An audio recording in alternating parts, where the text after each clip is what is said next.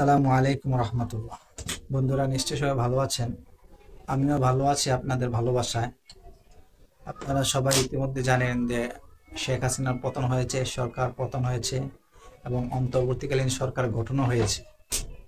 আর এখন দেখা যাচ্ছে শেখ হাসিনা সরকারের বিভিন্ন কর্মকর্তা কর্মচারী এমপি এদের বিভিন্ন টাকা পয়সা বেড়েছে, হাজার হাজার কোটি টাকা তারা বিভিন্ন লোপাট করেছে, এর তথ্য বেরিয়ে আসছে। এবং ব্যাংক খাতের যে বড় ধরনের ক্ষয়ক্ষতি হয়েছে তা ইতিমধ্যে সংবাদ মাধ্যম এবং গণমাধ্যমে প্রকাশিত হয়েছে।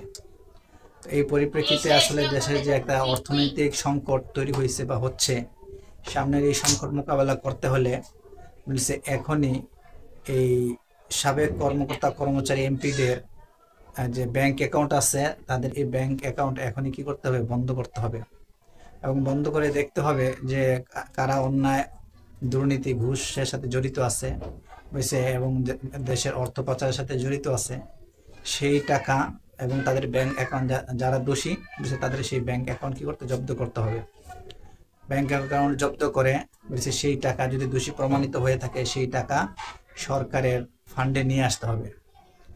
তাহলে কি হবে, বাংলাদেশের অর্থ বৃদ্ধি পাবে এবং বাংলাদেশের অর্থের যে ঘাটতিটা এটা অনেকটা সহজ হবে। তা না হলে দেশ থেকে তারা যে পরিমাণ হাজার হাজার কোটি টাকা নিয়ে গেছে, বাংলাদেশে এখন অর্থশূন্য এবং বাংলাদেশে ব্যাংকে ধ্বংস করে দিয়ে গেছে।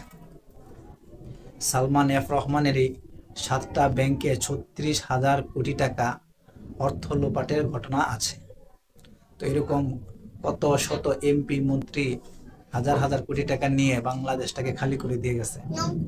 তাই এখনই যত দ্রুত সম্ভব যে উপদেষ্টা যারা আছেন তাদেরকে বলবো, আপনারা খুব দ্রুত তাৎক্ষণিকভাবে দেশকে অর্থনৈতিক সংকট এবং সমস্যা থেকে মোকাবেলা করার জন্য আগে তাদের অ্যাকাউন্টগুলো জব্দ করেন এবং দ্রুত আইনান ব্যবস্থার মাধ্যমে বেসিক কার কি সমস্যা আছে সেটা চিহ্নিত করে দ্রুত ব্যবস্থা নেয় এবং ব্যাংক অ্যাকাউন্ট জব্দ করে সরকারের অধীনে টাকাগুলো নিয়ে আসে। তাইলে একটা অর্থের বড় সংস্থান হবে, যোগান হবে। আর তা না হলে আগামীতে দেশ বড় একটা কঠিন ঝুঁকির মধ্যে পড়বে।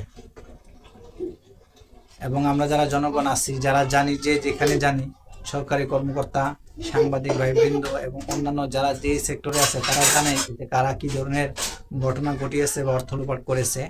তো সেই তথ্যগুলা সরকারের কাছে তুলে দেওয়ার জন্য, আর সরকারের যদি সমস্যা মনে হয় দেশের সেনাবাহিনীর কাছে সেই সমস্যা তুলে ধরার জন্য এবং সেনাবাহিনীকে বিষয়টা জানানোর জন্য, তাহলে তারাও কি করতে পারবে, একটা ব্যবস্থা নিতে পারবে এবং দ্রুত ব্যবস্থার মাধ্যমে দেশটা একটা অর্থনৈতিক সংকট থেকে মুক্তি পাবে।